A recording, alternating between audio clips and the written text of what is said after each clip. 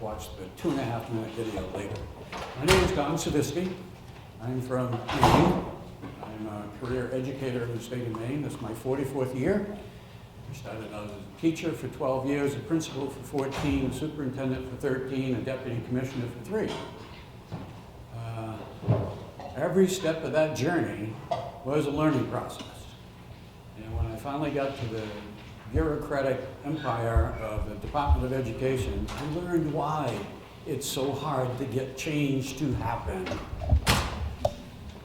It seems that when you work for the department, you cannot get passionate about anything because the governor changes, the commissioner changes, and those people who were for the previous party are asked to leave. So if you keep your head down, you keep working, and you adopt this attitude of compliance and regulation. Not of leadership and education, of compliance and regulation. So, in 1997, I had a chance to go to Harvard Institute, and I met Dick Elmar.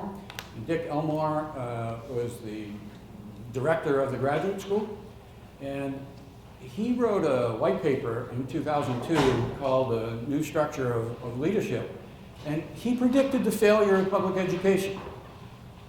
He got my attention. That's my career. The failure of public education because we have loose coupling. No one's held responsible for student learning. And the loose coupling is the superintendent is covered by the board, the principals are covered by the sup, teachers are covered by the principal, and the teachers say, well, you know, didn't come from a home that has all those attributes, and and we make excuses for everything. So there has to be a better model. So in 1998, I became a superintendent, and we started a student-centered learning model of education. Why? Because the current model we have was invented in 1892. The Committee of 10 decided that we needed better trained foremen for the assembly line.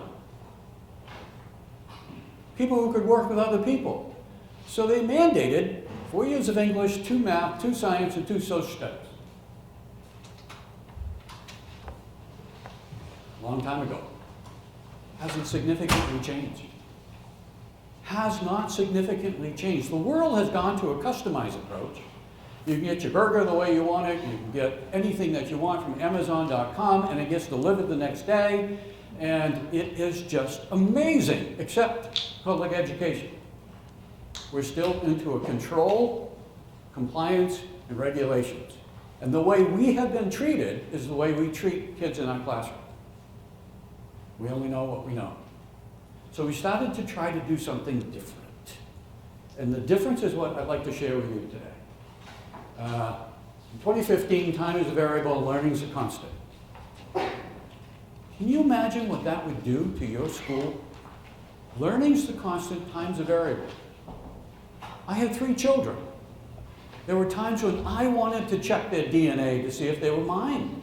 I could not believe I had such divergent thinking from the same chromosome.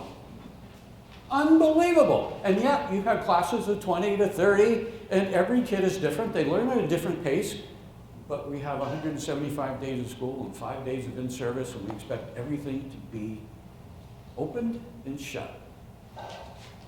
August or September, May, June. It doesn't work that way. Human beings are not assembly line products. Speaking of products, how does that change the culture of school?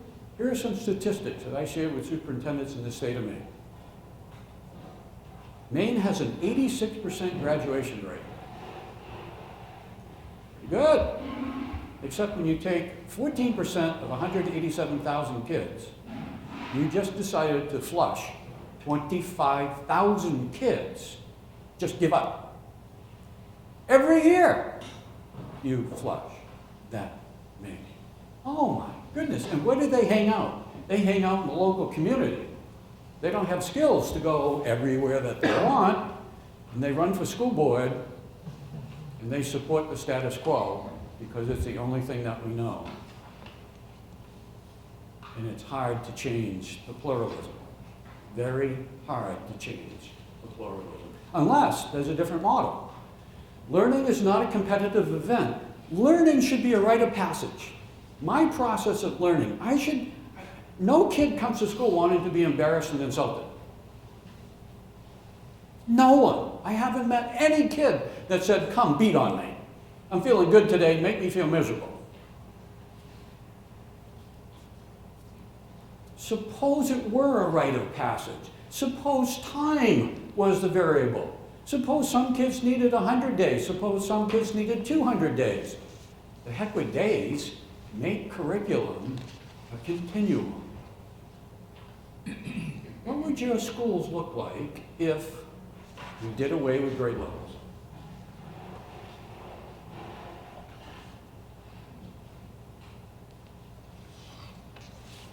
We tried it. Did away with grade levels. The biggest problem we had as administrators were kids out of grade level. Sixth graders performing at the 8th grade level.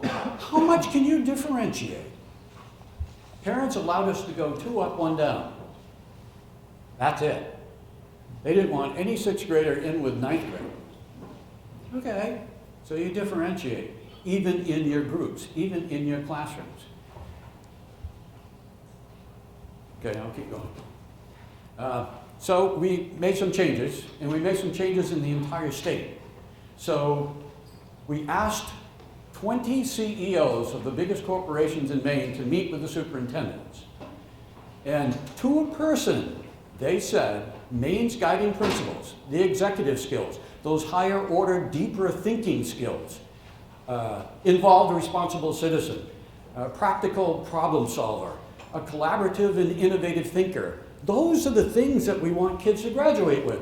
So what is the purpose of public education? Get a good test score? The CEO said, we hire because of good executive skills. We fire because of poor executive skills. We hardly ever ask about content. We have to do training for our own content areas. So we retrain everybody about every 5 years, so learning how to learn should be the goal of any education system. It's never going to stay static.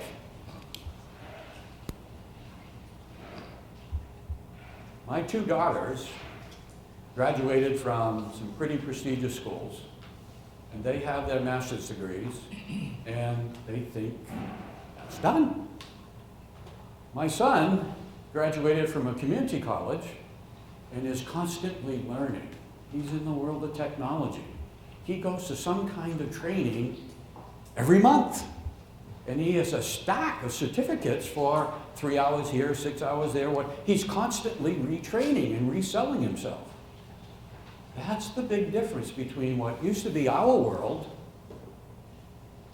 and the new world of being saleable and valuable and moving forward. So the guiding principles in Maine were enacted into law in '97. Content, Maine learning results, 1997. And the statute said, thou shalt demonstrate a proficiency in the standards of the Maine learning results to get a diploma.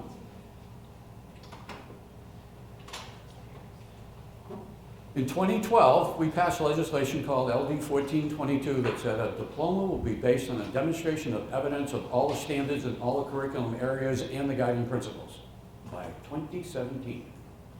It's just around the corner.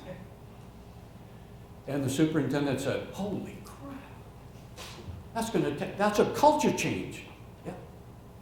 And the biggest concern that high school principals had were, if the kids came to us with a solid background, we'll accept that challenge. They come to us like Swiss cheese. Why? Because here are my grades, 90, 90, 90, and a 10. 270 plus 10 is 280, divide by 4, I pass. I go on. That 10 haunts me. So let me pick on Cheryl for a minute. Cheryl and I are in the 3rd grade together.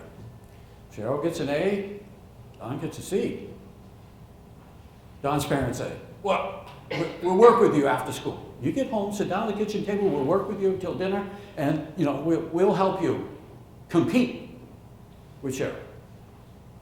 Now we're in the 4th grade. Cheryl gets an A, Don gets a C. That didn't work. So we're going to hire a tutor. Tutor's going to come in after dinner. So you go out and play for a while. After dinner, we're going to work with you. Your grades are going to come up, and you'll be feeling better when you go to school. Now I'm in the 5th grade. Cheryl gets an A, Don's got a C. Don's got it figured out. Cheryl's smart, Don's not. Why bother? Then I go to middle school.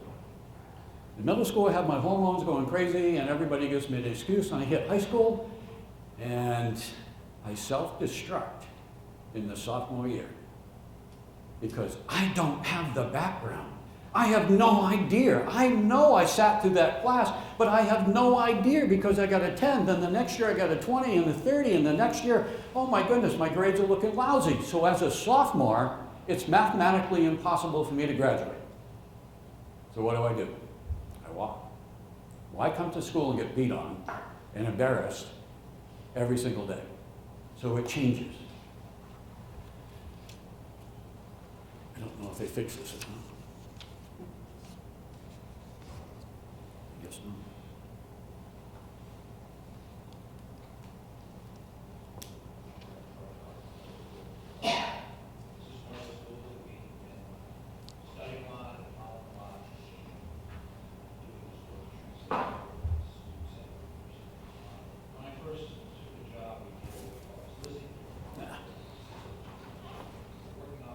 Keep working on it. This was a commissioner. Commissioner Bowen was a legislator and a 7th grade social studies teacher. Then he worked for a think tank, and he was asked to find a commissioner for Governor LePage. I'm trying to be polite, but nobody wanted to be a commissioner for that governor. And Steve said to me, I want you to be commissioner. I can't do it. I just can't do it. We went through forced consolidation. Local control was taken away from all the selectmen and the city councils, and the superintendents were targets, so I was a target for 2 years. And I said, the hate and animosity will leave with me when I retire. So I left. New superintendent came in, and sure enough, they loved him. Great, I'll be the sacrificial lamb. But Steve asked me to help him. I have relationships with all the principals and the superintendents in the state, but he didn't. So I was his advisor for education, and he was savvy legislator. We got some landmark legislation through. And that was the reason I put this little 2.5-minute video in. But the key was this. In 2011, LD 949 said, you need a strategic plan. The legislature said, put a plan together if you want to build some confidence in us. So we put this student-centered learning plan together. The kid is at the center. The most important wave is a rigorous curriculum, learner-centered instructional practices, assessments that provide timely responses to the kids, and finally an information system that will track growth, not comparisons, but growth. Over here we had expanded learning opportunities. Credit for learning outside.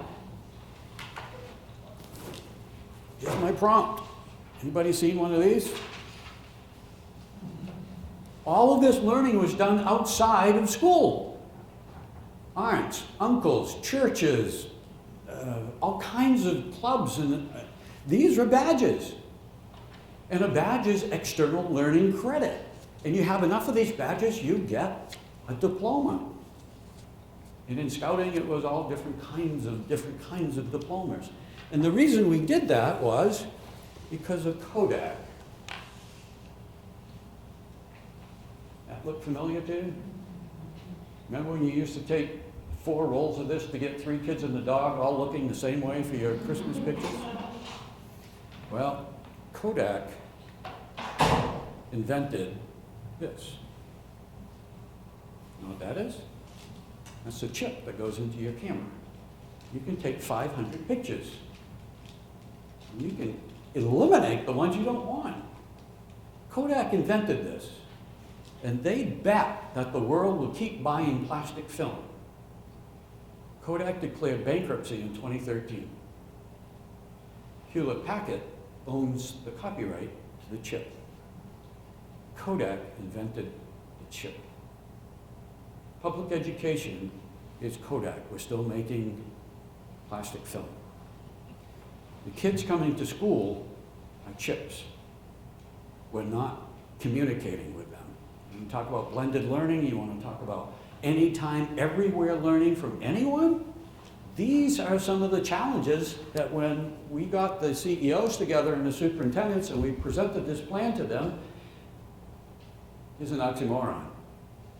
Not one superintendent complained about that plan. Superintendents complain about everything. They don't like each other. And they accepted this plan. They said, stop lurching. Every year you come up with a new flavor of the year, and it's going to fix public education, and it doesn't. This makes sense. I said, great.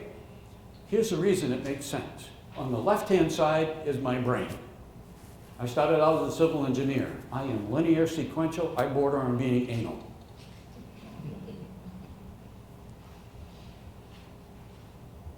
That's the world we live in. Everything is specific. The length of a period is specific. The length of change classes is specific. Everything is specific. There's no student voice anywhere. Over there, that's what I'm preaching. That's hard for me. I am not in control of learning over here. That's one thing we have to give up. Kids learn 24/7. External learning opportunities in 4-H. The 4-H husbandry curriculum makes a high school biology curriculum pale in comparison.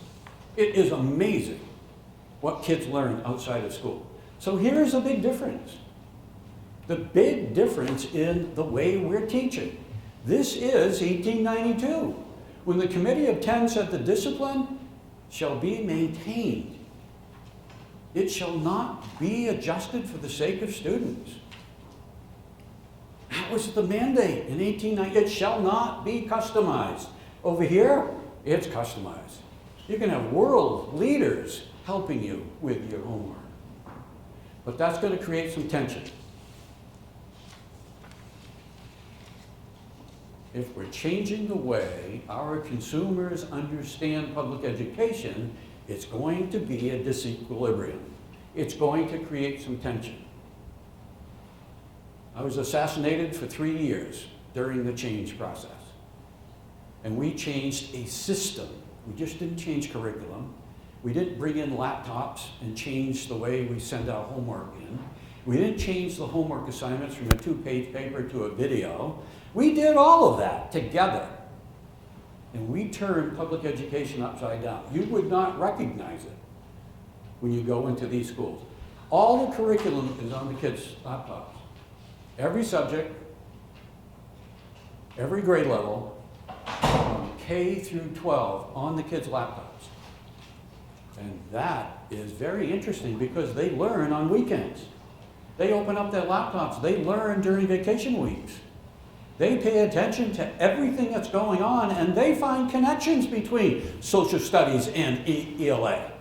And they find the connections, and they help us learn. Voice and choice. Not whether they're going to demonstrate evidence in the standard or not, but the types of evidence that they produce. Everything is not a 2-page paper. Here's competency. Competency-based education, proficiency-based education, mastery-based education are ideologies, not a thing. It's not just curriculum. It is an ideology. It's about mastery and proficiency, not about averaging. I will average students' levels of proficiency. We changed the grading system from A, B, C, D, E, F, G, H, I, J, K to 4, 3.5, 3, 2.5, 2, 1.5, 1. Why? Because we had to get rid of tradition. People understood the letter grades. And when I get to the taxonomies, I'll show you why we changed those things. Kid-friendly curriculum. I think you saw it when Cheryl put up the slide about the I can statement. We don't write curriculum for adults. My biggest concern with New Hampshire's waiver for the NCLB testing process, they're going to performance assessments. They are making, the federal government is making it so complicated, it's looking like an achievement test. Student voice and choice has been demeaned out of it because everything has to be challengeable. Test is given the same day, only so much time given. You tag the evidence, you have to identify the evidence, you have to evaluate the evidence. Kid-friendly curriculum. What a novel idea. Kids open up their laptop, they read an I can statement, and they get started on an activity. The biggest problem principals and SUPs had, that kids did that. We had so many kids out of grade level, we really had to consider a culture change of getting rid of the names of the grade levels. A kid is on a continuum. They start here and they go here. And there are different levels of difficulty. And they just kept cruising. Send the information in electronically. Meet and be interviewed by your teacher to see if you really are learning that information. Assessments that are meaningful. Performance assessments. Never mind multiple choice. Never mind. Demonstrate it. Evaluate it. Be interviewed. Somebody, this kid here who's 12 years old, has to go between a review board of 3 adults, a 12-year-old in front of 3 adults who asked him questions about his performance on every one of those learning targets that's in the merit badge book. That's pretty ominous, but kids do it. They like it. A customized instruction approach. None of what I'm doing right now. The one-size-fits-all is over. If you walked into some of the lead classrooms, there would be 4 groups. This book was published about a month ago, Student-Centered Learning, by the Harvard Press. It's a collection of 9 Teacher of the Year teachers and their schools. And in the teacher that came from my district, she taught, I have another word for it, 7th grade. We had some late 6th grade groups. We had some early 7th grade groups. We had a late 7th grade group and an early 8th grade group. And they were all doing English language arts on the continuum. And she would go from group to group to group to group and do mini lessons. And every once in a while they'd have a group project. And they'd all work on a performance assessment together. It was amazing. And I interviewed the kids. The kids said, well, you know, Mr. Savitsky, I'm satisfied with 3s. That's proficient. It's hard for me to get a 3. But Megan over here likes to get 4s all the time. So we had a political challenge with the 4s. Parents came to us and said this one. Ask you to reflect. If a 4, no, you can't say, oh, you have, oh. Getting all excited here. I have handouts.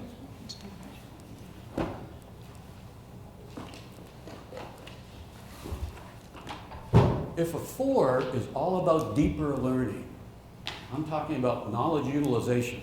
A 3 is knowledge analysis, compare, contrast, comprehend.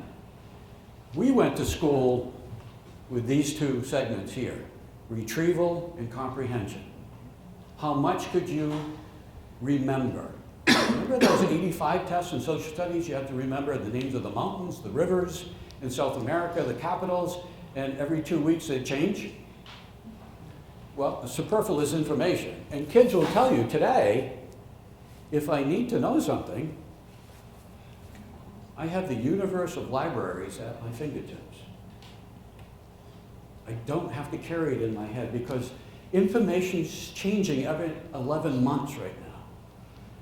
And kids we can't possibly hold all that information in our heads. So I'm going to try to go back and discipline myself to this, taxonomy and executive skills. That's the 5th dimension of competency-based education. That's what the CEOs were telling us. the CEOs were saying, those executive skills are the most important we can have, that taxonomy. Please get beyond regurgitation of information. We need people that can use information. Please do it.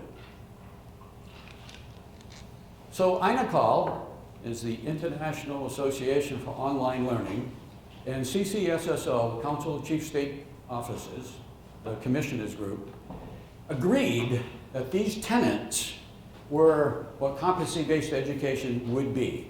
Because everybody was coming up with a definition, and somebody was looking at some consistency, some stability for this new ideology that's out there. You guys are taking pictures of things here. Sorry. Did you distribute those? This is what we determined. Connecticut calls it mastery. Maine and Vermont call it proficiency. Competency has come into New Hampshire and is moving across the country because of INACOL and CCSSO. A kid-friendly curriculum, an assessment system that's meaningful. Not a two-page paper all the time. Ask me how I'm doing it. Here's a sidebar story. My son was in high school. He's the maverick learner. I had 2 compliant scholars and then the maverick. And I began to think, if you name your child Nicholas, it comes with the territory. I've met so many Nicholases in my life that I said, wow, that's the first thing I did wrong. Call him Nicholas. But he taught me everything I didn't know that I didn't know. He taught me more about parenting. He taught me more about school. He taught me how public education wasn't working for him. So, Russian history. My ethnic background is Polish. Poland was overrun by so many countries that they don't have a Polish history. You have to go to a German history and a Russian history and an East Prussian history, and you put all those together. So, for his project, he goes to Ellis Island. He discovers the manifest of the ship that my grandparents arrived in. He finds the original spelling of Sivisky, which includes a lambda. He makes contact with Vilna, Poland. He fails the course. Superintendent to son. What the hell's wrong with you? Son to dad. Dad, chill out. He took the course to learn something. I never took it for a grade. When you graduate, you can have that thinking. You need to graduate first. He taught me a lesson. It's about learning. It's not about a grade. My girls were addicted to grades. They would cry if they ever got a B. I would celebrate. I'd throw a neighborhood party if my son ever got a B. He was a learner. He was a MacGyver. He was curious. He never stopped learning. He didn't get his pedigree from Ivy League schools, but he's the continuous learner. And I think that's the definition of what the CEOs wanted. So INACOL, the website for INACOL will be here. It's on one of your slides. Here is the ideology between proficiency, competency, and mastery. That is in the middle. No more averaging. And over here is the guiding principles of those habits of mind or executive skills. And over here it's a taxonomy. I want deeper skills rather than just retrieval of information. And the content standards have to be transparent. Here's Maine's guiding principles. I don't know if they're big enough for you to read, but they are on the website. This is what the CEOs were saying. If you graduate a product that can do this stuff, a self-directed lifelong learner. Oh my goodness, I have to retrain every one of my employees every 5 years. I can count, there's a return on investment. That's the second page. Here's the taxonomy. Here's what we went to school with. Ready? This line here. An A was a better B. A B was a better C. C was a better D. Same skill. How much can you remember? Same skill. That's why you had terminal education. You had one shot at getting a grade. It's the same skill over and over again. Over here, and the reason why we got rid of letter grades is because we went to a 4, a 1, a 2, a 3, and a 4. This was retrieval. This is comprehension. This is analysis. This is knowledge utilization. They're different skills. So John gets an 85 in October. And in January, he says, I performed at the 3 level, but I know this subject a lot better now. Can I go back and redo it? I want a 4. Yes, you can. It's a different skill. It's not the same thing over again. And it's deeper learning. And that's why we went to changing. Our highly educated, articulate, squeaky wheel parents, and I met every one of them, said, top 10, it's essential. My kid is getting cutthroat schooling, and we need to get into admissions, and the admissions directors care about the point average. No, they don't. They care about the types of courses you took and the deeper learning. But if you want to change a 3 or a 3.5 to a 4, and that improves your point average, go for it. And they did.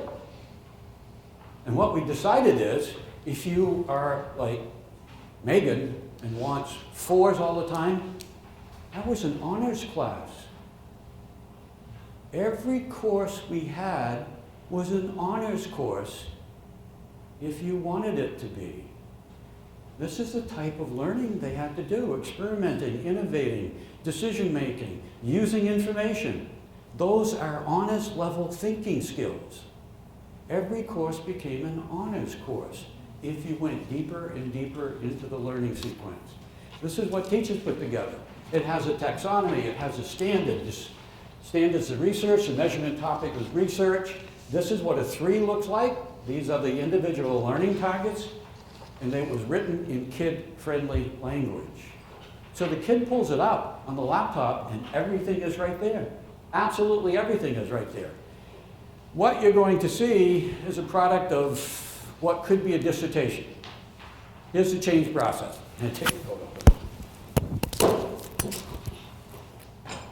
These are the 4 quadrants.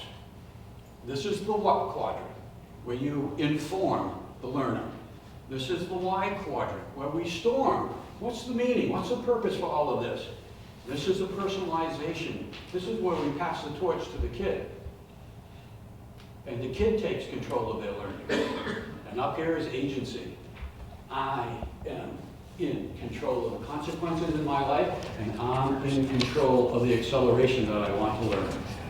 So the whole process is, if you can get your curriculum transparent, your instruction changes, your assessment process changes, kids don't get ambushed by a stretch question on the test. You ever take a test and walk out in the hallway and your buds say, hey, how'd you do?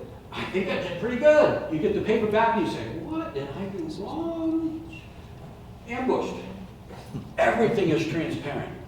Does that mean kids cheat? No, they have to demonstrate evidence. The expectations are transparent. On every laptop that kids have, all the curriculum is there. Parents can see it. Businesses can see it. Purpose and meaning. Why do I have to learn this? So here's 4 questions for you. You go into a learner-centered classroom, here's your first question.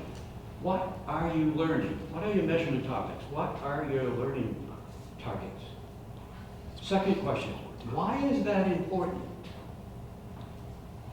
4th question. 3rd question, how do you know when you learned it? 4th, what do you do when you get stuck? The protocol on what do you do when you get stuck allowed teachers to take a class of 24 and work with 6 kids at a time.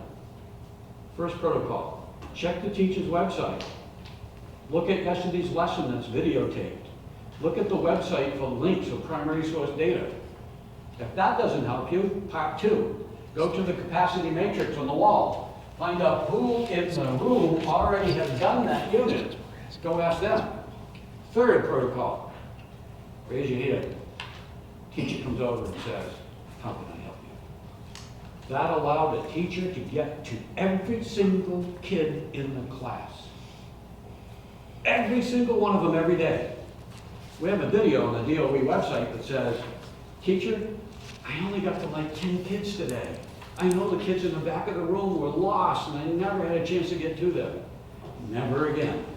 And I will never go back to that old method.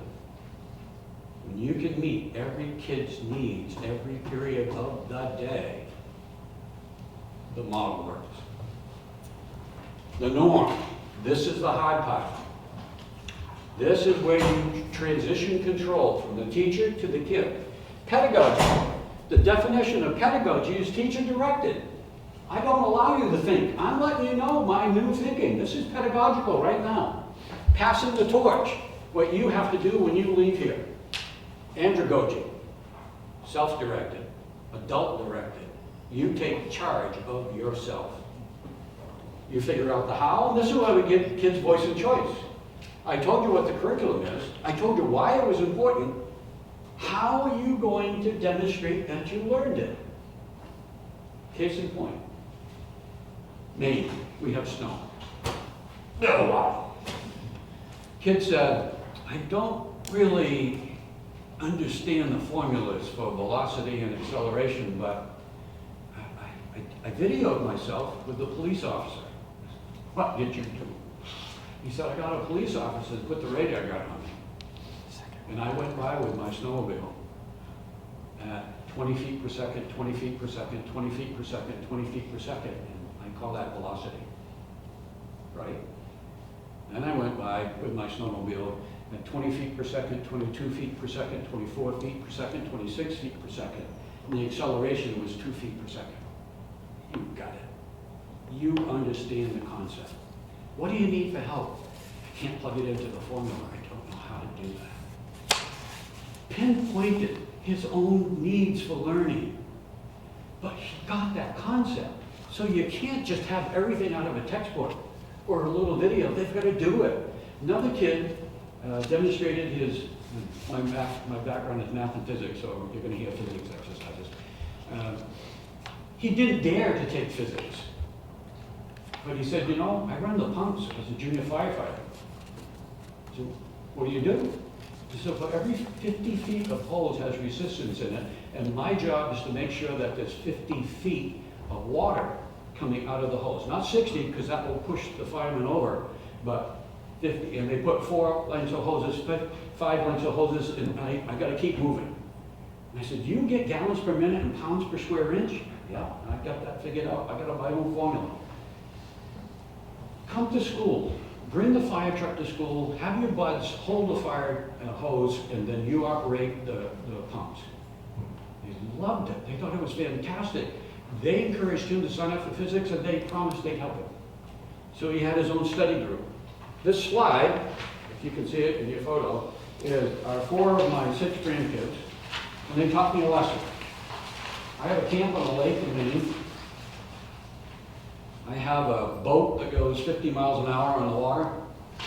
I have tubes, I have water skis, I have kayaks, I have canoes, and they played on an old dock for 10 hours a day for 2 consecutive days, playing pirates.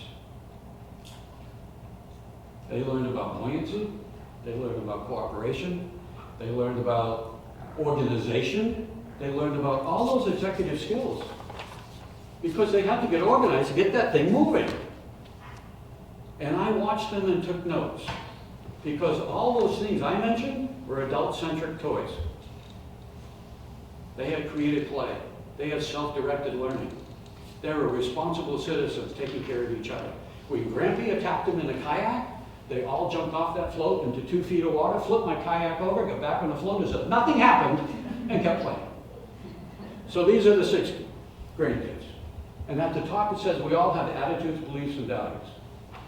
I live on a very busy highway. My attitude changes when I pull out into traffic or try to get into traffic. My beliefs change. When Megan and I sit and talk about education, and it's different, I respect where she's coming from, she respects where I come, and I move my stake a little bit closer. But that takes a conversation. But my values are right here. And they haunt me with this. This is the last line in Tony Wagner's Global Achievement Gap. If not you, then who's going to do this? And not now, then when? So here is what I learned from Springdale. Last summer, we got kids together to come to the adult workshop. All different kinds of performances. And they said, these are what's most important to us. And I summarized it to say, they don't care how much we know until they know how much we care. So you be student-centered, and you have a level of unconditional love for those students, they will do anything for you. But you have to accept the challenge. The old system doesn't work for kids. They're in a digital world, and you need to meet them where they're at. So I thank you. Put your questions, and I'll be glad to do my personal emails back and forth to you. If you want more resources, maine.gov/DOE, maine.gov/DOE/CBP, Center for Best Practice. You will find case studies, summaries of our research, 11 videos that I couldn't even play one today. They're there, and they are inspiring because they're student and kid testimony. Thank you. Maine.gov/DOE, Department of Ed, /CBP, Center for Best Practice. And that will bring you to those resources. Okay?